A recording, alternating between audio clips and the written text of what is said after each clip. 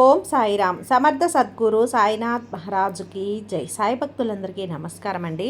మన బాబాగారి దయ వల్ల మనందరం బాగుండాలి, సంతోషంగా ఉండాలి అని చెప్పి మనస్ఫూర్తిగా కోరుకుంటూ ఈ రోజుటి వీడియో స్టార్ట్ చేస్తున్నాను ఫ్రెండ్స్. ఇక ఈరోజు వీడియోలో మనం చూడబోయేది ఏంటి అంటే, తల్లి ఈ రోజున నీ ఇంట్లో లక్ష్మీదేవి తాండవం చేయబోతుంది. నీకు ఎలాంటి శుభవార్తను అందిస్తుందో ఈ సాయి తండ్రి మాటల్లో తెలుసుకో. ఈరోజు లక్ష్మీదేవి నీ ఇంట వచ్చి నీకు ఎలాంటి శుభవార్త గురించి అందజేస్తుందో అన్నీ కూడా నీ సాయి తండ్రి మాటల్లోనే తెలుసుకోమ్మా. చెప్తున్నాను కదా, నీ దశ తిరిగింది తల్లి. నీ ఇంట లక్ష్మీదేవి అడుగు పెట్టబోతోంది. నీకు ఏం అందించబోతోంది ఏంటి అన్నీ కూడా ఈరోజు సాయిబాబా మాటల్లోనే విందామా? అలా వినే ముందుగా మన ఛానల్ని ఫస్ట్ టైం చూస్తున్నట్లయితే ప్లీజ్ సబ్స్క్రైబ్ చేసుకోండి ఫ్రెండ్స్. వీడియో నచ్చితే కనుక లైక్ చేసి సపోర్ట్ చేయండి. ఇక వీడియోలోకి వెళ్ళబోయే ముందుగా ఒక్కసారి, ఎక్కడెక్కడో మీరు జ్యోతిష్యం చెప్పించుకొని తృప్తి చెందకుండా, మనశ్శాంతి అనేది లేకుండా, మీ సమస్య అనేది ప్రాబ్లంకి ఆ సొల్యూషన్ అనేది దొరక్క మీరు అసంతృప్తిగా బాధపడుతూ ఉన్నట్లయితే ఒక్కసారి మనకు బాగా తెలిసినటువంటి గురువుగారు శ్రీ షిరిడి సాయిబాబా ఆశీస్సులతో జ్యోతిష్యం చెప్తున్నారు గురూజీ సుబ్రహ్మణ్యం రాజు గారు. Contact number 9908224144. ఈ గురువుగారు నెంబర్ 1 వశీకరణ స్పెషలిస్ట్. మీ యొక్క ప్రతి సమస్యకి కూడా పరిష్కారం అనేది చూపిస్తారు. అన్ని విషయాలను కూడా ఫోన్లో స్వయంగా గురువుగారే మాట్లాడతారు. ప్రేమ, పెళ్లి, భార్యాభర్తల మధ్య సమస్యలు, స్త్రీ మరియు పురుషుల వశీకరణం చేయబడును. చెడు గృహ ప్రయోగాలకు నివారణ చేయబడును. మీ యొక్క ఎటువంటి సమస్యనైనా సరే ఫోన్లోనే 24 గంటల్లో పరిష్కారం అనేది చూపిస్తారు. కాబట్టి నమ్మకంతో గురువుగారిని కాంటాక్ట్ అవ్వండి. మీరు ఎక్కడెక్కడో జ్యోతిష్యం చెప్పించుకొని అసంతృప్తి చెంది ఉంటే ఈ గురువుగారి దగ్గర ఒక్కసారి ఫోన్ చేసి మీ సమస్యకు పరిష్కారం అనేది తెలుసుకున్న తర్వాత మీ మనస్సు ప్రశాంతంగా ఉంటుంది. కాబట్టి నమ్మకంతో కాల్ చేయండి గురువుగారికి. సుబ్రహ్మణ్యం రాజు గారు, నెంబర్ 1 వశీకరణ స్పెషలిస్ట్. Contact number 9908224144. ఇక వీడియోలోకి వచ్చేస్తే, బిడ్డ చూడు, ఈ రోజు నుంచి నీకు సరిగ్గా 3 అంటే 3 నిమిషాలే, 4వ నిమిషం లేదమ్మా. ఈ 3 నిమిషాల్లో మారు మాట్లాడకుండా అర్జెంటుగా నీ ఇంట్లో ఉన్నటువంటి ఈ 3 ఫోటోలు తీసేసేయి. లేదంటే 33 కోట్ల మంది దేవతలు వచ్చినా సరే, 33 కోట్ల మంది దేవతలు కలిసికట్టుగా వచ్చినా సరే నిన్ను ఎవ్వరూ కూడా కాపాడలేరు. ఈ సాయి కూడా నీ సాయానికి రాలేడమ్మా. ఈ లక్ష్మీదేవి కూడా నిన్ను అడ్డుకోలేకపోతుంది. ఎందుకంటే అంతలా నేను ఎందుకు చెప్తున్నానో అర్థం చేసుకుని వెంటనే ఈ పని చేయి. ఏమాత్రం నిర్లక్ష్యం చేసినా సరే, అజాగ్రత్తగా ఉన్నా సరే, చిన్న చూపుగా ఉన్నా సరే, ఆ తర్వాత నువ్వు ఎంత ఏడ్చినా, మొత్తుకున్నా, బతిమిలాడినా ప్రయోజనం అనేది ఉండదు. జాగ్రత్త. 3 నిమిషాలు మాత్రమే సమయం ఉంది. అదేంటో చెప్తాను. ఏ ఫోటోలు తీసేయాలో కూడా చెప్తాను. ఖచ్చితంగా నువ్వు విని తీరాల్సిందే. ఈ వీడియో దగ్గర నువ్వు ఆగాల్సిందే, లేకపోతే చిక్కుల్లో పడతావు. జాగ్రత్త. ఒక్క మాట చెప్తాను విను. నీ జీవితాన్ని, నీ కుటుంబాన్ని, నీ పరిస్థితుల్ని కాపాడుకోవాలి అంటే ఇక్కడ కాసేపు ఆగాల్సిందే. లేదు నేను ఏమైనా సరే, నా కుటుంబం ఏమైపోయినా పర్వాలేదు బాబా అనుకుంటావా? వెళ్ళు, నీ ఇష్టం. ఆ తర్వాత నేను కూడా ఏం మాట్లాడలేనమ్మా.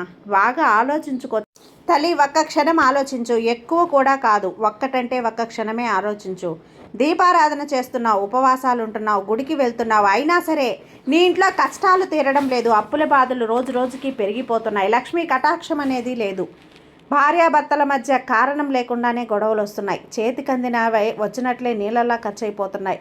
ఇంట్లో ఎవరికో ఒకరికి అనారోగ్యం వెంటాడుతూనే ఉంది. ఎంత పూజ చేస్తున్నా దేవుడు ఎందుకు కరుణించడం లేదు అని నువ్వు ఎన్నిసార్లు బాధపడ్డావు గుర్తు చేసుకో. అయితే తప్పు దేవుడిది కాదులే తల్లి, నువ్వు పూజించే విధానంలోనే ఉంది. ముఖ్యంగా నువ్వు దేవుడి గదిలో ఉన్నటువంటి కొన్ని దోషాలు, వాటి వల్ల, అక్కడ చేసే కొన్ని పొరపాట్ల వల్ల ఈ కష్టాలన్నీ కూడా నిన్ను వెంటాడుతూ ఉన్నాయమ్మా. ఇక్కడ దేవుడు తప్పు కాదు తల్లి. దేవుడు నిన్ను కరుణించడం లేదని కాదు, దేవుడు నిన్ను దయ తలచలేదని కూడా కాదు. నీ చేతులారా నువ్వే చేసుకుంటున్న తప్పులు ఉన్నాయి, కొన్ని పొరపాట్లు ఉన్నాయి. ఈరోజు నీ సాయి వాటన్నింటినీ కూడా చెప్పబోతున్నాడు. అవును, అక్షరాలా నువ్వు వింటున్నది నిజమే. నీకు తెలియకుండానే నీ దేవుడి గదిలో నువ్వు పెట్టిన కొన్ని ఫోటోలు నీ ఇంటికి అష్టదరిద్రాన్ని, అష్ట కష్టాలని ఆకర్షిస్తున్నాయి తల్లి. దేవుడి గది ఒక పవిత్రమైనటువంటి శక్తి కేంద్రం. అక్కడ తప్పు జరిగితే ఇంటి పునాదులే కదిలిపోతాయి. ఈరోజు ఒక తండ్రిగా, నీ సాయిగా ఈరోజు నిన్ను హెచ్చరించడానికి వచ్చానమ్మా. ఎందుకంటే ఎన్నాళ్ళుగానో నేను చూస్తూ ఉన్నాను కదా నిన్ను. నువ్వు పడుతున్న కష్టాలు చూశాను, బాధలు చూశాను, దైవాన్ని నిందించడం చూశాను, దూషించడము చూశాను. అందుకే ఈరోజు నీ తప్పు నీకు తెలియజేయాలనే వచ్చేసాను. మరి నేను వచ్చినప్పుడు నువ్వు కూడా ఆగాలి కదా. కాసేపు ఆగి వినటానికి ప్రయత్నించి నీ కష్టాలను దూరం చేసుకొని ఇంటి పరిస్థితులను మార్చుకొని దేవుడి గదిలో ఎటువంటి పరిస్థితులు కూడా ఈ 3 ఫోటోలు అస్సలు ఉండకూడదు. అయితే ఆ ఫోటోలు ఏంటి, అవి ఎటువంటి పరిస్థితులు, నీ జీవితం ఎలా నాశనం అవుతుందో వివరంగా చెప్పబోతున్నాను. అవి వింటే కనుక నీ జీవితంలో కోరి కోరి కష్టాలు ఎలా వస్తాయో వివరంగా చెప్పబోతున్నాను. అయితే మధ్యలో ఆపేస్తే మటుకు ఒక అద్భుతమైన నీ సాయి రహస్యాన్ని నువ్వు కోల్పోయినట్లే. జాగ్రత్త. ఇది నీ జీవితాన్ని మార్చేసే వీడియో. కానీ దానికి ముందు నీకు ఒక చిన్న మాట చెప్పాలి. నువ్వు ఈ వీడియో చూస్తున్నావు అంటే అది సాక్షాత్తు నీ సాయి సంకల్పమే. నీ కష్టాలు తీరాలనే ఉద్దేశంలోనే సాయి నీకు ఈ రహస్యాన్ని నీ ముందుకు తీసుకొచ్చాడు. నేను చెప్పేది ఈ విషయాలు మరింత లోతుగా నీ మనసులోకి తీసుకొని నువ్వు ఆలోచించు బిడ్డా.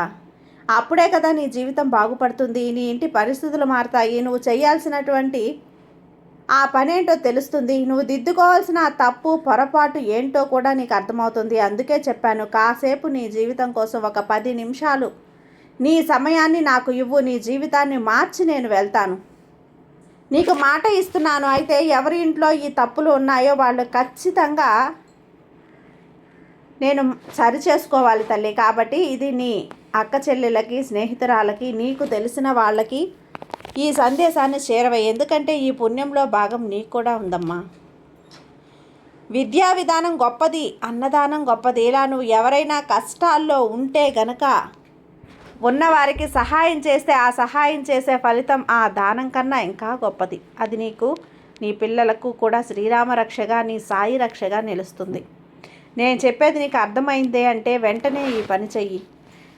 చెప్పాను కదా, ఏదైనా సరే తల్లి నీ సాయి చెప్పింది నీ మంచికే అని నీకు అర్థమవుతుంది కదా. నీ చిరునామా నా గుండెల్లో నేను రాసుకుంటానమ్మా. ఇప్పుడు నేను ఎప్పుడూ కూడా కష్టం వచ్చినా కూడా నేను పరుగున నీ దగ్గరికి చేరుకొని నిన్ను కాపాడుతాను. అందుకే అంటున్నాను. ఇప్పుడు అసలు విషయానికి వస్తా తల్లి. పూజ గదంటే ఇంటికి గుండెకాయ లాంటిది. నీ శరీరంలో ఎంత పవిత్రంగా, ఎంత శుభ్రంగా ఉంటే అంత ఆరోగ్యంగా ఉంటావు. నీ ఇంట్లో దేవుడి గడి లేదా పూజ మందిరం కూడా అంత పవిత్రంగా ఉంటే ఆ ఇంటికి ఆయుష్, ఐశ్వర్యం అంతలా పెరుగుతాయి. దేవుడి చిత్రపటాలు కేవలం కాగితాలు కాదు తల్లి, అవి ప్రాణశక్తికి ప్రతిరూపాలు. భగవద్గీతలో సాక్షాత్తు శ్రీకృష్ణుడు ఏం చెప్పాడు, నువ్వు దేని భక్తితో విశ్వసిస్తావో అక్కడ భగవంతుడి చైతన్యం అనేది మేల్కొంటుంది. అయితే ఆ చైతన్యం ఏ రూపంలో ఉందో ఆ రూపాన్ని బట్టే ఇంట్లోకి ప్రసరించే శక్తి ఎనర్జీగా మారుతుంది. ఇక్కడ దేవుడు ఎన్నో రూపాలు ఉంటాయి. కొన్ని దేవాలయంలో ఉంటాయి, కొన్ని శాంతి రూపాలు ఉంటాయి, కొన్ని ఉగ్ర రూపాలు ఉంటాయి. ఇటు దేవాలయం కాదు, దేవాలయంలో జరిగేటువంటి పూజలు కాదు, నైవేద్యాలు, మంత్ర పఠనాలు వేరు. నీ ఇంట్లో నువ్వు చేసే చిన్న పూజ వేరు, ప్రసాదం వేరు. గదిలో ఖచ్చితంగా దేవుడి గదిలో ఉండకూడనటువంటి కొన్ని వస్తువులు చెప్తాను, జాగ్రత్తగా విను. ఒకవేళ నీ ఇంటి పూజా మందిరంలో ఉంటే గనక ఈ చెప్పబోతున్న 3 ఫోటోలు ఉంటే వెంటనే వాటిని తీసిపడే. మొదటి ఫోటో ఏంటో తెలుసా బిడ్డ? ఉగ్ర రూపంలో ఉన్న దేవతామూర్తులు. మొట్టమొదటగా అత్యంత ప్రమాదకరమైనటువంటి నీ ఇంట్లో ఉండకూడని పటం ఉగ్ర రూపంలో ఉన్న దేవతామూర్తుల ఫోటో రూపం. ఉగ్ర రూపం అంటే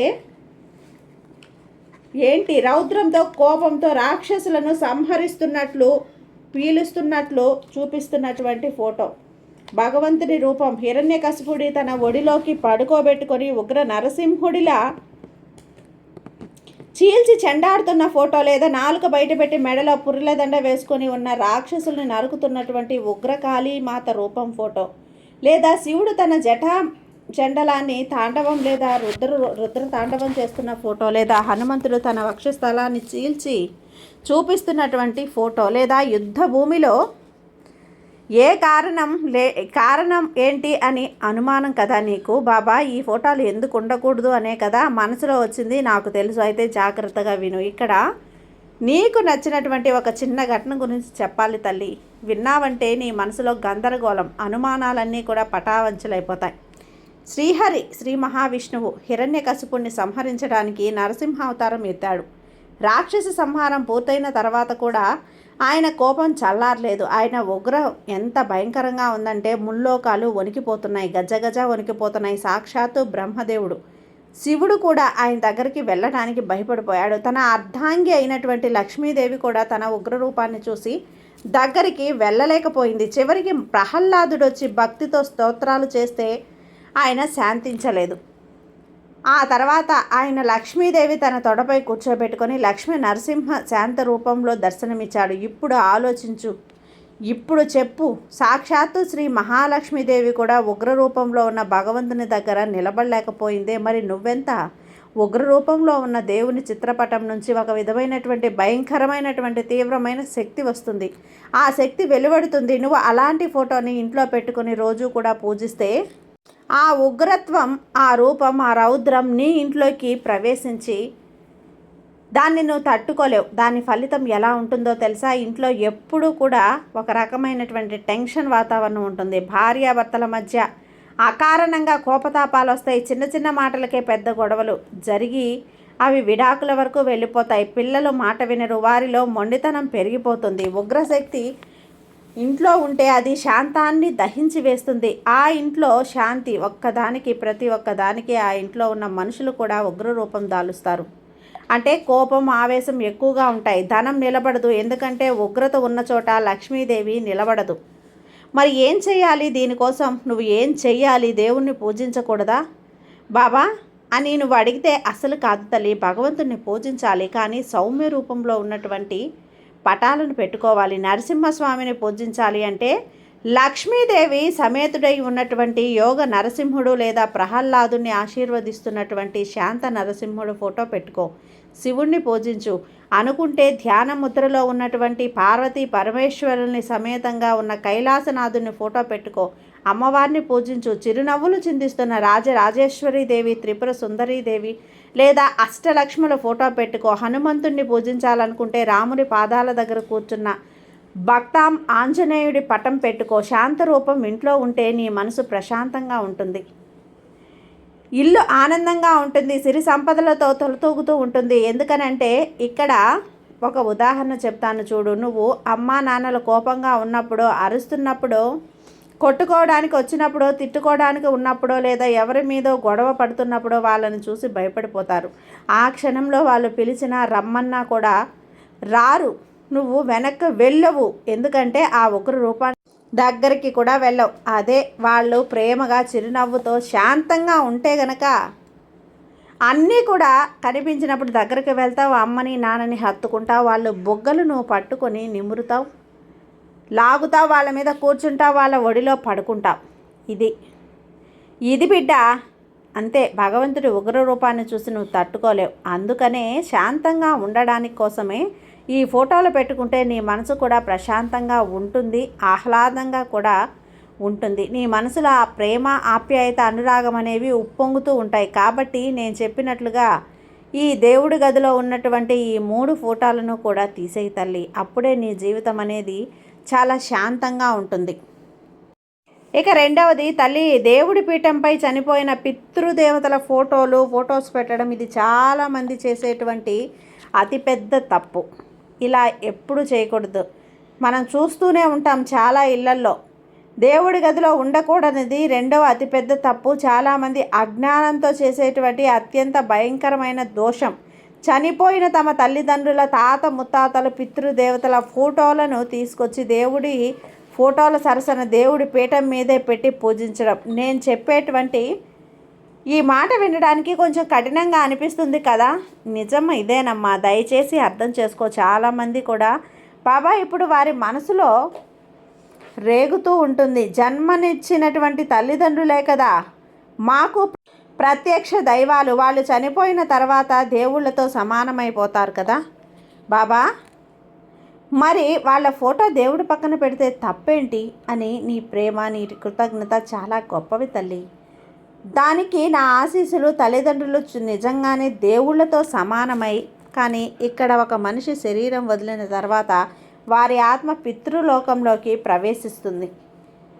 భగవంతుడు ఉండేది దేవలోకంలో లేదా వైకుంఠం, కైలాసంలో. దేవతల శక్తి వేరు, పితృదేవతల శక్తి వేరు. దేవతల సృష్టి లయకారులు, వారు కర్మబంధాలకు అతీతులు కారు. పితృదేవతలు ఇంకా కర్మచక్రంలోనే ఉన్నారు. వారు తమ వంశస్థులు పెట్టే పిండ ప్రధానాలు తర్పణల కోసం ఎదురు చూస్తూ ఉంటారు. దేవుడు నువ్వు ఏం చేసినా అది అర్చన, అంటే పైకి వెళ్ళే శక్తిలాగా పితృదేవతలకు నువ్వు ఏం చేసినా కూడా తర్పణం, అంటే అది కిందికి ఆకర్షించే శక్తి. ఎప్పుడైతే నువ్వు ఒకే పీఠం మీద దేవుడికి అలాగే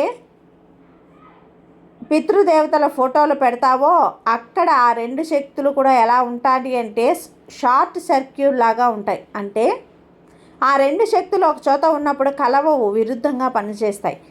ఎక్కడైతే మనుషులు ఉంటే చనిపోతే పితృదేవతలు ఎవరైతే ఉంటారో వారి పటాలు పూజా మందిరంలో అపవిత్రమవుతాయమ్మా. దేవుడికి పెట్టినటువంటి నైవేద్యం అనేది పితృదేవతలు తీసుకోలేరు. పితృదేవతలకు పెట్టినటువంటి దానిని దేవుడు అస్సలు ఆరగించలేడు. కాబట్టి ఆ ఫోటోని నువ్వు ఇంటి మధ్యలో పెట్టుకోవద్దమ్మా, దేవుడి గదిలో. అలా పెట్టుకున్నట్లయితే నీ ఇంట్లో కురుక్షేత్రమే జరుగుతుంది. కుటుంబ సభ్యుల మధ్య గొడవలు, మహాభారత యుద్ధం లాంటి గొడవలు జరుగుతాయి. కాబట్టి ఆ యుద్ధాన్ని ఆ ఇంట్లో ఉంచకూడదు. కృష్ణుడు పూజించాలి అనుకుంటే మురళీకృష్ణుని లేదా గోమాతతో ఉన్న కృష్ణుని పూజించు. అలాగే నటరాజస్వామి సాక్షాత్తు పరమశివుడు ఆనంద తాండవం లేదా ప్రళయ తాండవం చేసే రూపం ఉంది. నృత్య కళాకారులకి, నాట్య శిక్షణాలయానికి ఆ ఫోటో ప్రాణప్రదం. కానీ గృహస్థులు, సంసారులు తమ ఇంట్లో నటరాజస్వామి ఫోటోని లేదా విగ్రహాన్ని పూజించతగదు. ఎందుకంటే ఇది చలనం ఏదైతే ఉందో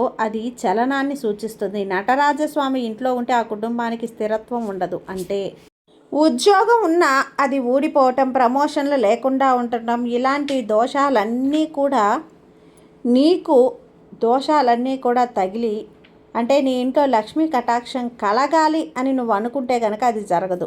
నీ దేవుడి గది ఎలా ఉండాలో ఇప్పుడు చెబుతాను విను. ఇవి పాటిస్తే ఖచ్చితంగా వైకుంఠంతో సమానంగా ఉంటుంది. సాక్షాత్తు షిరిడీతో సమానం అవుతుంది. దేవుడి మందిరంలో ఎప్పుడైనా సరే దేవుడికి కుడివైపున, అంటే ఎడమ చేతి వైపున అమ్మవారు ఉండాలి. అలాగే దేవుడికి చెందినటువంటి రెండు పటాలు ఎదురెదురుగా ఎప్పుడూ కూడా ఉండకూడదు. ఉదాహరణకి రెండు గణపతి ఫోటోలు ముఖాముఖి ఎదురుగా చూసుకుంటున్నట్లుగా ఉండకూడదు. దీనివల్ల ఇంట్లో ఉన్నవారి మధ్య బాధలను పెరుగుతాయి. దీపారాధన అనేది దేవుడికి దీపం వెలిగించినప్పుడు ఆ దీపం దేవుడి ఫోటోకి ఎదురుగా పెట్టకూడదు. దీపం ఎప్పుడూ కూడా దేవుడికి కుడికి లేదా ఎడమ భాగంలో ఉంచాలి.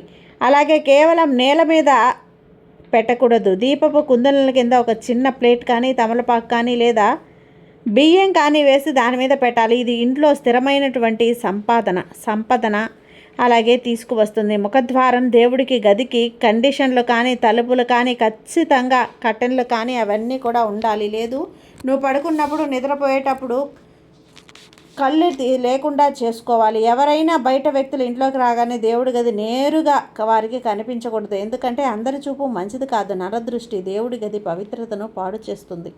కాబట్టి ఆ నరదృష్టి నుంచి కూడా దేవుడి గదిని కాపాడుకోవాలి. పరిశుభ్రత అనేది చేస్తుంది. కాబట్టి ఆ నరదృష్టి నుంచి కాపాడుకోవాలి. పగిలిన పూజా సామాగ్రి, అంటే చినిగిన పుస్తకాలు కానీ, తగిలినటువంటి ప్రమిదలు ఎప్పటికప్పుడు తీసేయాలి. అలాగే చిన్న వాడిపోయిన పూలను కూడా ఈరోజు ఉంచకూడదు. ఆ గదిలో వాసన చూసిన పూలను లేదా ఎండిపోయిన పూలను ఉంచితే అది శని భగవాను ఆకర్షిస్తుంది. ఇంట్లో ఎప్పుడు జాపత్రి, సాంబ్రాణి లేదా స్వచ్ఛమైన అగరబత్తీల వాసన వస్తూ ఉండాలి. ఎక్కడ సుగంధం ఉంటుందో అక్కడ శ్రీ మహాలక్ష్మీదేవి కొలువై ఉంటుంది తల్లి. నీకు సాయి శాశ్వత నివాసం ఏర్పరచుకుంటాడు. అప్పుడు నీకు కరుణామయుడైనటువంటి ఆ భగవంతుడికి నీ ఇంట్లో స్థానం ఉంటుంది. నీ ఆస్తులు, అంతస్తులు ఇవేవి కూడా భగవంతుడికే కాదు తల్లి. అవి అడిగే ఒకే ఒక స్వచ్ఛమైన భక్తి. అది ధర్మబద్ధమైనటువంటి ఆచరణ. నువ్వు చేసే పూజలలో నిష్ట ఉండాలి. దేవుణ్ణి కూర్చోబెట్టే స్థానంలో పవిత్రత ఉండాలి. ఆ చిన్న చిన్న మార్పులు నీ ఇంట్లో చేసి చూడు తల్లి. చెప్తున్నా, కేవలం 41 రోజుల్లో, అంటే ఒక మండలం రోజుల్లో నీ ఇంట్లో జరిగే మార్పుని నువ్వే గమనిస్తావు. అనవసరపు ఖర్చులు వాటంతట అవే తగ్గిపోతాయి. భార్యాభర్తల మధ్య ప్రేమ, అనురాగం మొదలవుతాయి. నీ పిల్లల అభివృద్ధిలోకి వస్తారు. ఒక తండ్రిగా నీకు నేను మాట ఇస్తున్నాను బిడ్డ, భరోసా ఇస్తున్నాను. అందుకే చెప్తున్నాను, ఖచ్చితంగా నేను ఈరోజు చెప్పినటువంటి ప్రతి మాట నీ మనసు లోతుల్లోకి తీసుకొని పాటించు, ఆచరించడానికి ప్రయత్నించు. నీ జీవితం మారిపోతుంది.